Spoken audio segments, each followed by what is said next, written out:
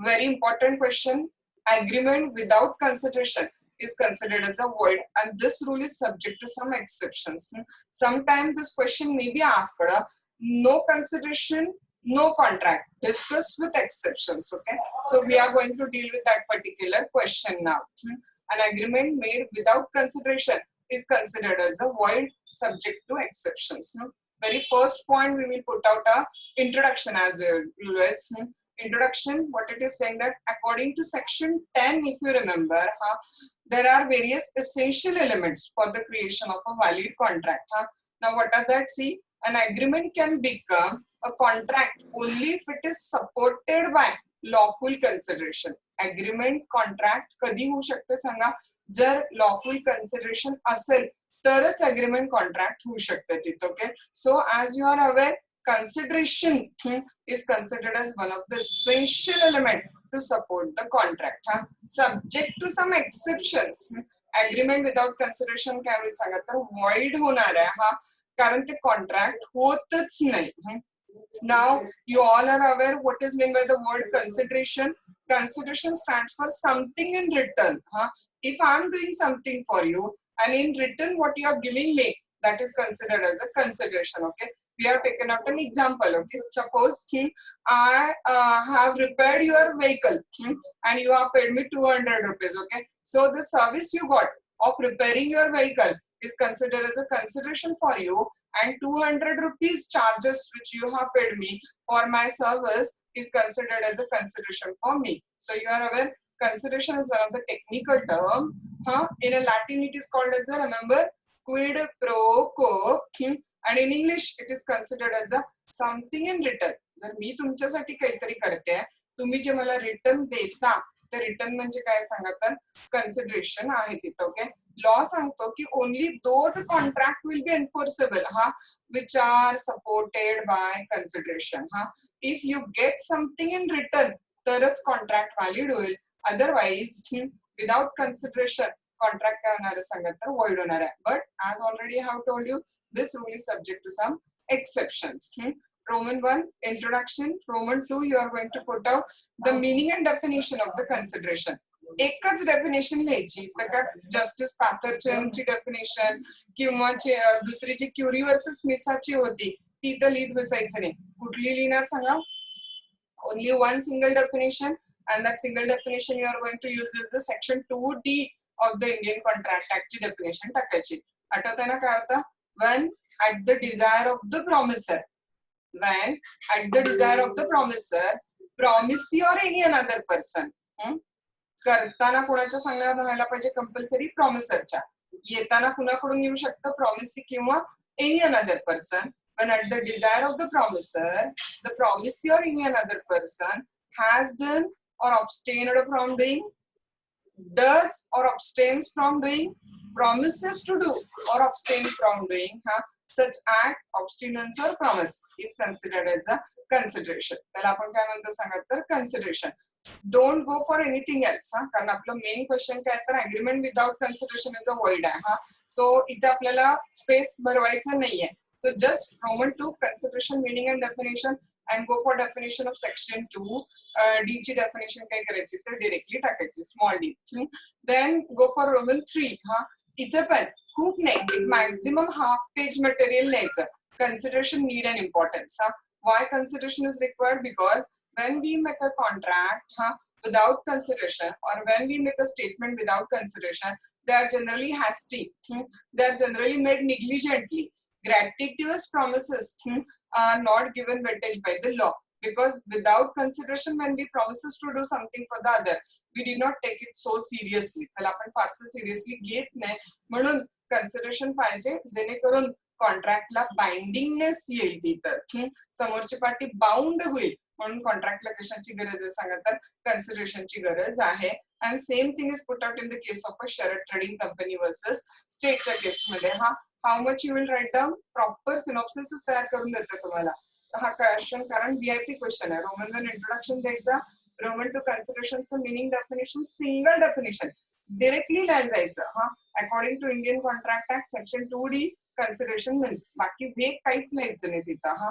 Roman 3 only a half page consideration, it's need and importance. हा एक 4-5 ओळीत explanation, 2 ओळीमध्ये केसचे हेल्ड टाकून दिला, फॅक्ट पण नाही, डायरेक्टली हेल्ड टाकून दिला, संपलं. त्यामुळे मॅक्झिमम हाफ पेज मध्ये हे बसवायचं आपल्याला. कन्सिडरेशन, नीड आणि इम्पॉर्टन्स देतात. बरोबर मॅक्झिमम हाफ टू 1 पेज मध्ये लिगल रूल्स ऑफ कन्सिडरेशन. समजा हा क्वेश्चन तुम्ही कधी लास्टला लिहायला घेतलेला आणि तुमच्याकडे वेळ नाहीये तेवढा, तर हा पॉइंट ड्रॉप करून टाकायचा, legal rules as to consideration, कारण हा काही इम्पॉर्टंट नाही, विचारलेलंच नाही आहे. सो ह्या पॉइंटला जर स्पेस आणि टायमिंग कमी असेल तर ड्रॉप करा. हा सुरुवातीला लिहिताय, भरपूर वेळ आहे तुमच्याकडे, then you can go for roman 4 legal rules as to consideration. एकही ओळ एक्सप्लेन करायची नाही, फक्त हेडिंग टाकत जायचं, जे आपण लिगल रूल्स परवा आणि काल मिळून बघितलेले होते. Number 1, consideration must move at the desire of promisor. Number 2, consideration may come from promisor or any another person. Number 3, consideration may be act, abstinence, forbearance, or written promise. Number 4, consideration may be past, present, future. Number 5, consideration need not be adequate. Number 6, consideration must be real, not illusory. Number 7, it must not be something which a promisor is already bound to do. And number 8, last, consideration must not be illegal, immoral, or opposed to the public policy. So only these points are required to be fulfilled. फक्त हे points काय व्हायला पाहिजेत सांगा तर fulfill व्हायला पाहिजेत तिथं. So then coming to our main question. त्यानंतर कशाला येणार सांगा तर आपल्या मेन क्वेश्चनला पण येणार आहे. आणि तो मेन क्वेश्चन म्हणजे तुमचं रोमन 5, ह्याला आपल्याला आता एलॉबरेट एक्सप्लेन करायचं.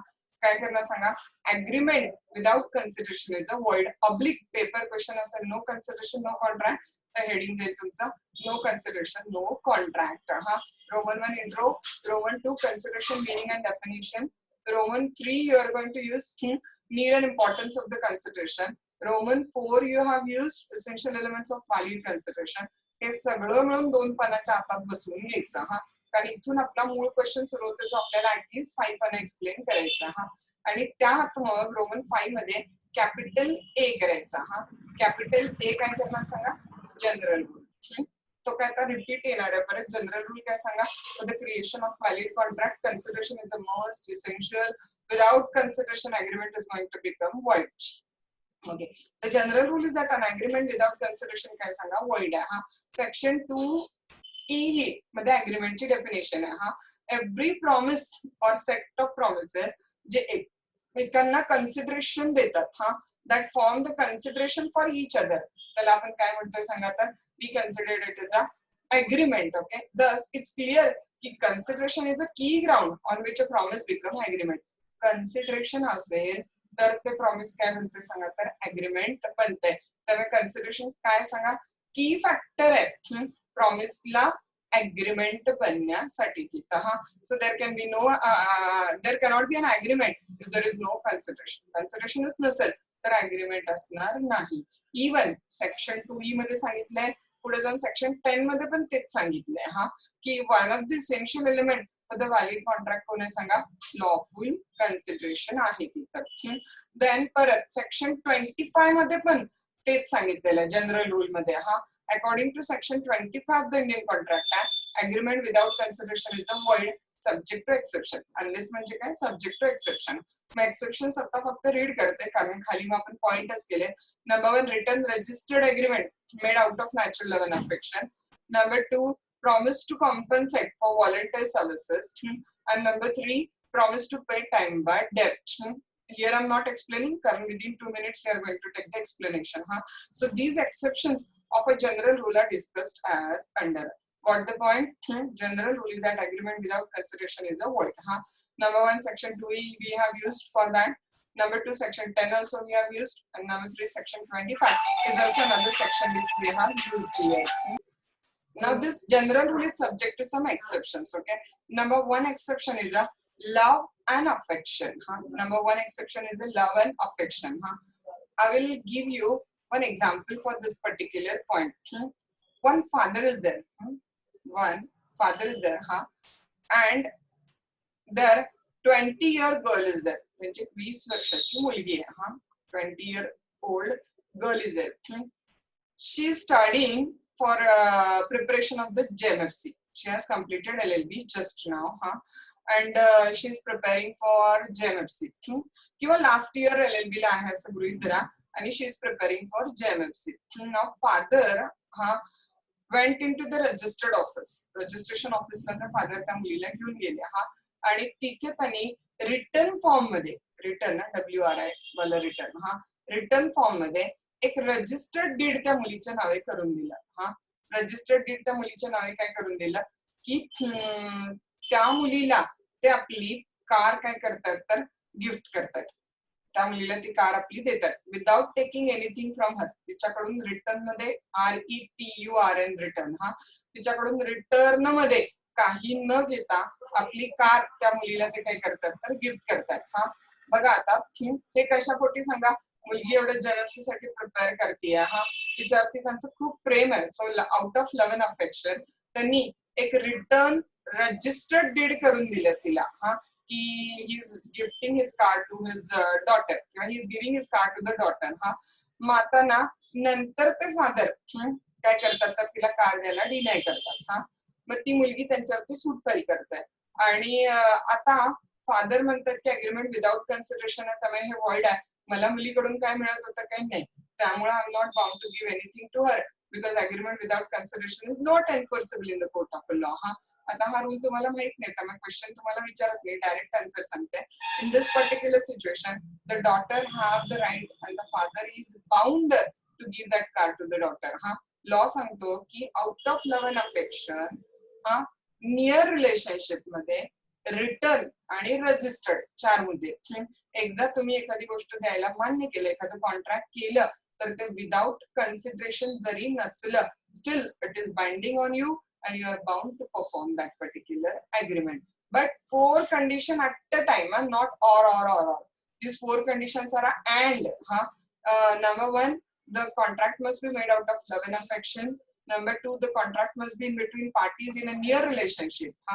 Number 3, the agreement must be written. And number 4, the agreement must be registered. If all these 4 conditions are satisfied, then even though agreement is without consideration, it will be valid, it will be enforceable in the court of a law. हा rule आहे, त्यामुळे ते त्याचं explanation तसंच येणार हा. Ramdas versus Krishnadeva काय head केलं बघा तिथं, where agreement is expressed in a writing, number 1, registered, number 2, under the law for the time being enforced for the registration of document, and is made, number 3, out of natural love and affection, and number 4, between the parties standing in a near relation to each other. It is enforceable even if there is no consideration. In a simple word, a written registered agreement based on the कशावरती सांगा, natural love and affection between the near relatives is enforceable even if it is made without consideration. For example, F for natural love affection promises to give his son ₹1,000. F put his promise in writing, registered. तर हे valid contract आहे का, तर हा मुलगा आणि वडील आहेत म्हणजे नियर रिलेशन आहे, प्रेमापोटी दिलेलं आहे म्हणजे नॅचरल लव्ह अँड अफेक्शन आहे, रायटिंग मध्ये आहे, रजिस्टर्ड मध्ये आहे, त्यामुळे कॉन्ट्रॅक्ट कोर्टामध्ये एन्फोर्सेबल आहे. आता बघा एक केस होती विवा वर्सेस शिवराम हा. त्यात काय झालं, 1 person gave half of his property to his brother out of the natural love and affection. Okay, हा अग्रीमेंट त्यानं लिहिला पण रिटर्न मध्ये लिहिला आणि रजिस्टर्ड करून घेतला की प्रेमापोटी मी माझी अर्धी प्रॉपर्टी माझ्या भावाला देतोय. तर नंतर तो पलटायला लागला तर कोर्टात हे अग्रीमेंट एन्फोर्सेबल आहे काय, तर येस, 2 भाऊ आहेत ना, त्यामुळे court hand agreement is a valid आहे even though there is no consideration. का, कारण भावाभावांच्यात मध्ये आहे, नियर रिलेशन आहे, नॅचरल लव्ह अँड अफेक्शन आहे त्यांच्यामध्ये, हा रिटर्न केलेला आहे त्यांनी, रजिस्टर्ड केलेला आहे, त्यामुळे yes it is a valid contract and it is enforceable in the court of a law.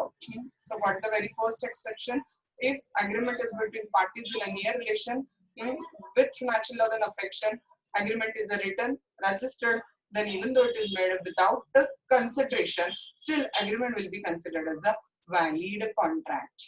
Now second exception, see, compensation for a voluntary services is the next point we are going to discuss. Compensation for a voluntary services. We'll take out one example and then we will proceed. Okay, now see, yesterday I have given you an example, if you remember, that your neighbor's small boy who is of a 10-year-old, he was crossing the road. कालचं तुम्हाला example आठवत असेल तर, now he was crossing the road and he was standing there. He saw that the bus was coming from the road, and that boy was about to come behind the wheel of that particular bus. तो मूल चाकाच्या खाली येऊ शकते अशी भीती तिथं clear cut तुम्हाला दिसत होती. त्या मुलाचं पॅरेंट्स जे जरासं ओल्ड एज आहेत, तर ते पण त्या पलीकडे रोडच्या तिथं काय तर उभे आहेत. Okay, now you ran away without being asked by the parent of that particular child, and you save that boy. तुम्ही त्या मुलाला वाचवलं आणि रोडच्या ह्या साईडला काय केलं तर घेऊन आला तिथं. आता तुम्ही getting the point. Now yesterday I asked you that whatever you have done, you have done कसं केलेलं सांगा तुम्ही, व्हॉलंटरी केलेलं आहे ना, त्या पॅरेंट्सने तुम्हाला सांगितलेलं काय तसं नाही. सो जे काय केलं तुम्ही स्वेच्छेने केलेलं आहे, व्हॉलंटरी केलेलं. त्यामुळे जर आपण कालचा रूल अप्लाय केला, की consideration must move from the desire of the promiser तिथं. तर now let me know, answer करा फटाफट, तर मला फास्ट पुढे जाता येईल. लेट मी नो की can you ask any money or any consideration or anything written from the father of that child?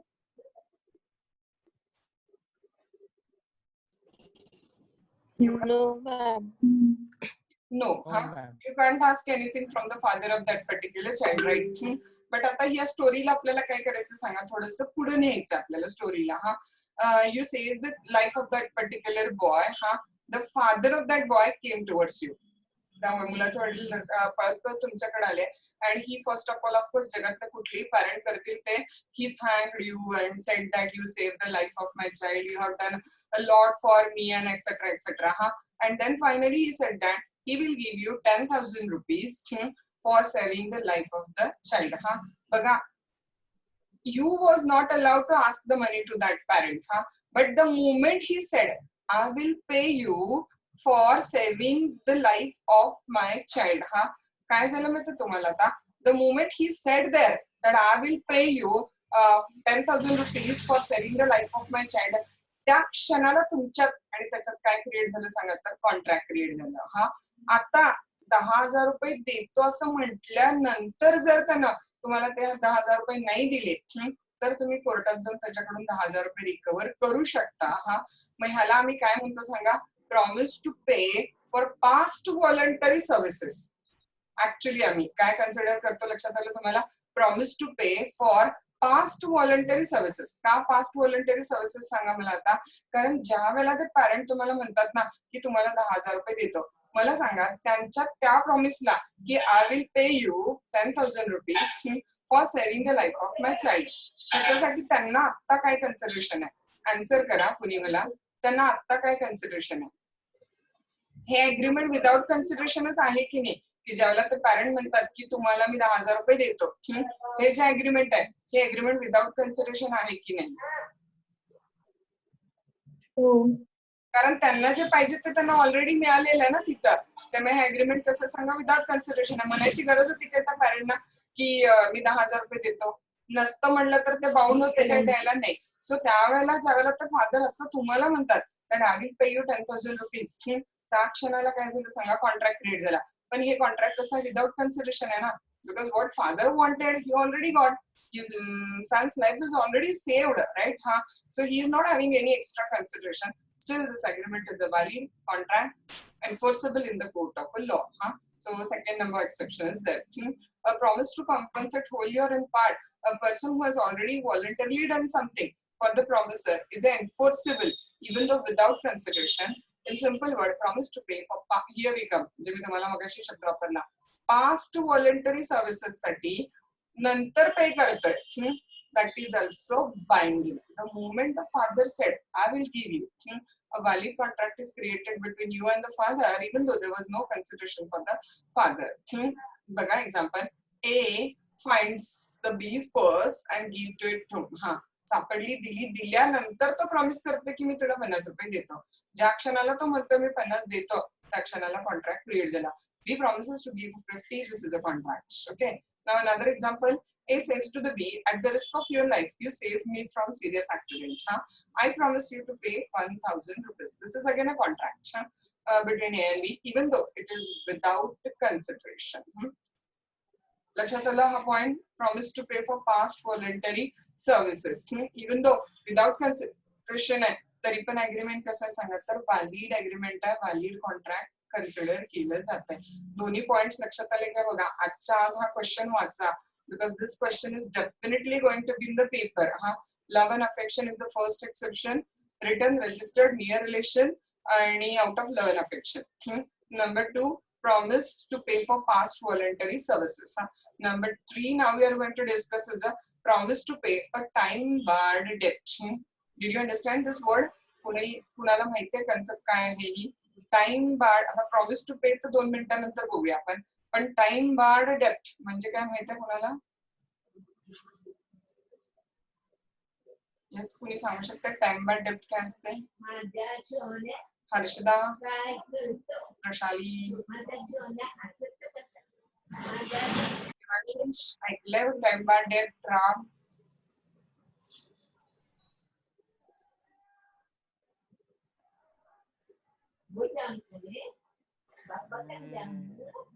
Okay, will see. Yes, कोण सांगत होतं? मॅम ते टाइम जायच्यात म्हणजे जे काय कॉन्ट्रॅक्ट झाले त्या टाइमाच्या आत कम्प्लीट व्हायला पाहिजे ना, तसं काय तर असेल. असं काहीतरी असेल. ओके, राईट आहे. थोडीशी काय म्हणायचं करेक्शन लावायचा प्रयत्न केला तुम्ही, फाईन, नो प्रॉब्लेम. हा, promise to pay a time barred dept. Will first of all try to understand mean by this word time barred डेप्ट म्हणजे काय, आणि मग प्रॉमिस टू पे वरती आपण जाऊया तिथं. बघा आपल्याकडे ना इंडियामध्ये इंडियन लिमिटेशन ऍक्ट 1963 म्हणून ऍक्ट आहे. कुठला कायदा? Indian limitation act 1963. Now this law you are going to study in your last year. तुमच्या लास्ट इयरच्या CPC बरोबर हा लॉ तुम्हाला काय करायचं तर स्टडी करायचा तिथं. तर त्या इंडियन लिमिटेशन ऍक्ट मध्ये ना ज्या काय आपण सिव्हिल सूट फाईल करतो, त्या सिव्हिल सूट फाईल करताना जे टाइम लिमिट असतं ना, सिव्हिल सूट फाईल करताना जे टाइम लिमिट असतं, हा, ते टाइम लिमिट कुठल्या लॉ मध्ये दिलेलं आहे तर इंडियन लिमिटेशन ऍक्ट मध्ये दिलेलं आहे. म्हणजे से फॉर एक्झाम्पल ना, तुम्ही मला प्रॉपर्टी विकतो म्हटलं आणि प्रॉपर्टीचा प्रॉमिस तोडला तर मला किती वर्षात सूट फाईल करायची आहे? हा, तुम्ही मला माल विकतो म्हटलं आणि ते प्रॉमिस तोडला, मला सूट फाईल करायची आहे. Within how much year I am going to take action over you. हा, तर प्रत्येक सूट साठी टॉट एक सब्जेक्ट आहे तुम्हाला. तर सपोज अ टॉट is committed over you, so within how much year you are going to take an action. तर प्रत्येक सूट साठी किती मुदत आहे ती मुदत त्याच्यामध्ये काय केलेली आहे तर प्रिस्क्राईब केलेली आहे तिथं. हा, so accordingly now, suppose I will give you an example. Now in this particular example, Harshada has taken loan from Yashasri. हर्षदाने काय केलेलं सांगा? यशस्वी कडनं लोन घेतलेलं. हा, Harshada has taken a loan from Yashasri. Say for example, now it is 2020. हा, 2017 च्या जानेवारी महिन्यामध्ये हर्षदाने यशस्वी कडून लोन घेतलेलं आहे. Within on what date Harshada has taken a loan from Yashasri? जानेवारी 2017 च्या वेळेला हर्षदानी लोन घेतलेलं आहे यशस्वी कडून. हा, आणि हर्षदानी सांगितलेलं की मी हे पैसे यशस्वी तुम्हाला 2 महिन्यात बरोबर परत करेल. So Harshada was suppose to pay out the loan to the Yashasvi कधी बघा तर जानेवारी, फेब्रुवारी, मार्च 2017 ला ते पैसे भरायला पाहिजे होते, पण हर्षदानी काय ते पैसे त्यांना दिले नाहीत यशस्वीला. हा, यशस्वी फ्रिक्वेंटली विचारल्या तरी पण हर्षदाने पैसे नाही दिले, त्याचे एक पण इन्स्टॉलमेंट नाही दिला. हा, आता यशस्वीनं एक लास्ट नोटीस हर्षदाला पाठवलेली, ती नोटीस साधारण पाठवलेली जून 2017 ला की ते पेमेंट काय करा तर तुम्ही द्या म्हणून. तरी पण हर्षदाने ते पैसे दिले. मग आता 2017 जूनला काय झालं सांगा तर ते डेप्ट ड्यू झालं. हा, डेप्ट ड्यू कधी झालं सांगा? जून 2017 ला डेप्ट ड्यू झालं. तर हा जो इंडियन लिमिटेशन ऍक्ट आहे ना, this Indian Limitation Act says that an action by Yashasri against the Harshada for recovery of her money, त्यांचा पैसे रिकव्हर करायला यशस्वीने हर्षदावरती 3 वर्षाच्या आत ऍक्शन घ्यायला पाहिजे. डेप्ट ड्यू झाल्यापासून बघा जोपर्यंत त्यांच्यामध्ये ट्रान्झॅक्शन चालू आहे, भले हर्षदा 500 देत असतील, 1000 देत असतील, 700 देत असतील, पण जोपर्यंत दळणवळण चालू आहे, इन्स्टॉलमेंट पे करतात, व्याज देतात थोडं थोडं, तोपर्यंत डेप्ट ड्यू होत नाही. हा, डेप्ट ड्यू झाल्यापासून हा कर्ज थकीत झालं, हा मराठी शब्द ऐकला असेल तुम्ही. हा, डेप्ट ड्यू झाल्यापासून विदिन 3 इयर्स हर्षदा वरती यशस्वीने ऍक्शन घ्यायला पाहिजे होती. पण आता जून 2020 झालं, हा, तरी यशस्वीने हर्षदावरती ऍक्शन घेतलेली नाहीये. What the point? म्हणजे टाइम बार्ड डेप्ट. आता जे पैसे हर्षदानं 20,000 रुपये यशस्वीकडून घेतलेले ते लोन काय झालं सांगा? टाइम बार्ड डेप्ट झालं. समजला अर्थ काय टाइम बार्ड डेप्टचं सगळ्यांना? हा, आता यशस्वी जून 2020 नंतर हर्षदावरती लिगली काहीच करू शकत नाही. She should have taken an action against the Harshada before June 2020, but she has not taken action against Harshada, so now she is not allowed to do legally anything over the Harshada. आता काय झालं बघा, August 2020 मध्ये ना हे डेप्टच time बाद झालं, त्यामुळे लिगली हे डेप्ट बुडलं. हा, ऑगस्ट 2020 मध्ये हर्षदाला एक खूप चांगला जॉब लागला काय. हा, आणि हर्षदाचं इनफॅक्ट शिक्षण त्या 20,000 रुपयातून पूर्ण झालेलं, जी यशस्वीनं दिलेलं लोन होतं. So she morally feels that now I am in a condition to pay back the money of the Yashasvi. So she in return मध्ये हा सही करून साइन्ड एक पत्र कुणाला देते, यशस्वीला देते. हा, काय सांगते की Yashasvi, I have taken 20,000 rupees from you and I will pay back you that particular money. The moment Harshada sign that particular letter and hand over to Yashasvi, that letter may be signed by Harshada, it may be signed by Harshada's authorized agent. Job साठी त्या दिल्लीला गेल्या, मग त्या इथे नाहीये, त्यांनी इथे त्यांच्या ऑथोराइज एजंटला सांगितलं, त्या हर्षदाने लिहून दिलं तरी चालतंय किंवा त्यांच्या ऑथोराइज एजंटनी लिहून दिलं तरी चालतंय. द मुमेंट हर्षदा और authorise agent in return sign give a promise की बाबा I will pay you debt which I have taken from you, त्या मुमेंटला हर्षदा आणि यशस्वीमध्ये कॉन्ट्रॅक्ट क्रिएट झाला आणि परत 3 वर्षाचा पिरियड काय झाला सांगा, रिवाइज झाला. हा, आता हे कॉन्ट्रॅक्ट जर उद्या हर्षदाने पैसे नाही दिले 15 महिन्यांनी, 10 महिन्यांनी, 6 महिन्यांनी, तर यशस्वी हर्षदावरती सूट फाईल करू शकतात, आपले मनी रिकव्हर करू शकतात. हा, आता तुम्हाला प्रश्न पडेल की विदाउट कन्सिडरेशन कसं आहे. ज्या वेळेला हर्षदा हे प्रॉमिस करतात, कधी ऑगस्ट 2020 मध्ये, हा, की Yashasvi I will pay your money which I have taken from you, त्यावेळेला हर्षदाला काय कन्सिडरेशन आहे मला सांगा. कारण हे पैसे हर्षदानं दिले नसते तरी legally Yashasvi was not allowed to do anything over Harshada. Okay, so what is the consideration for Harshada while she said in the August 2020 that I will pay your money, let me know. हर्षदाला काही कन्सिडरेशन आहे काय?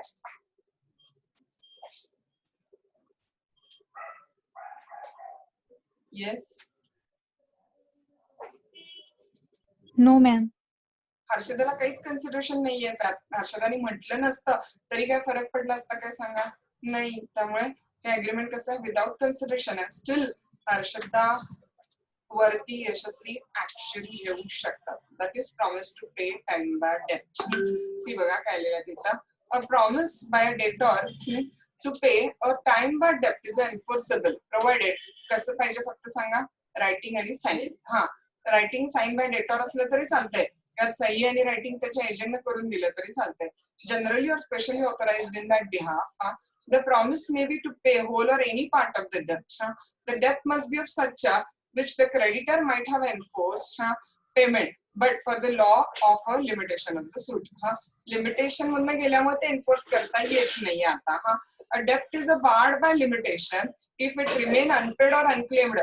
किती वर्षांनी debt barred by limitation होते? 3 years. Such a debt become legally irrevocable. जून 2020 नंतर ते डेप्ट कसं झालं सांगा, तर लिगली इररिव्होकेबल झालेलं होतं तिचं. सिंपल. डी व सी, सोपं एक्झाम्पल आहे. डी सी चे 1,000 रुपये देणं लागतोय, बट डेप्ट कसं झालं सांगा, बार्ड बाय लिमिटेशन, म्हणजे 3 वर्ष मुदत उलटून गेलेली आहे. 3 वर्षानंतर D sign a return promise to pay C 500 on account of the डेप्ट. तर हे कॉन्ट्रॅक्ट काय झालं सांगा, तर व्हॅलिड झालं, जरी डी ला त्यावेळेला कुठलीही कन्सिडरेशन नाहीये तरी पण.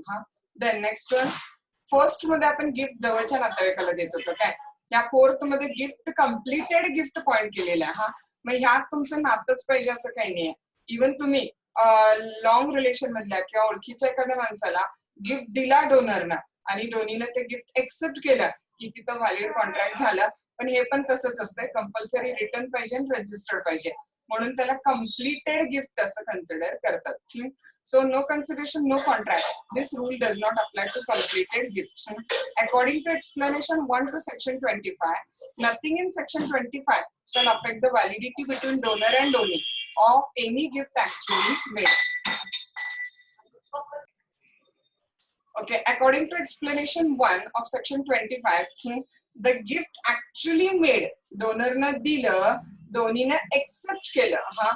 The actually made as between the donor and donee is a valid, even though ते कसं असतं सांगा, तर विदाउट कन्सिडरेशन असतं तिथं. गिफ्ट ऑफ मोर फक्त ना त्याला लिगल फॉर्मॅलिटीज मात्र करायला लागतात. मुव्हेबल प्रॉपर्टीचं जर गिफ्ट असेल ना तर काय प्रॉब्लेम नाही, तुम्ही नुसतं देऊ शकता हातात. पण इमूव्हेबल प्रॉपर्टीचं गिफ्ट असेल तर ते रजिस्ट्रेशन कम्प्लीट झालेलं असेल तरच ते कम्प्लीट होतं.